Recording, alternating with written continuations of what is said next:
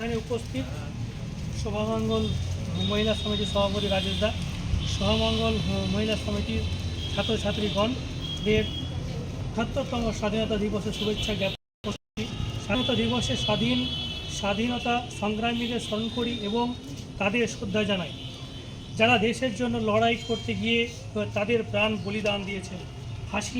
হাসি হয়েছে, একবার বিদায় দিয়ে মা ঘুরে আসি, হাসি হাসি করব ফাঁসি দেখবে ভারতবাসী।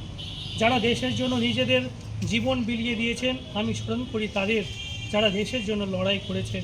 অনেক নাম আমাদের সকলের মনে কাটা দেয় বলতে গিয়ে, তাদের মধ্যে গান্ধীজি, নেতাজি সুভাষচন্দ্র বোস, মৌলানা আবুল কালাম আজাদ, বাবা সাহেব আম্বেদকর, বিনয় বাদল দীনেশ, দেশবন্ধু চিত্তরঞ্জন দাস, মাতঙ্গিনী হাজরা, ক্ষুদিরাম, লালবাল পাল ইত্যাদি প্রমুখ ব্যক্তিত্ব বলে।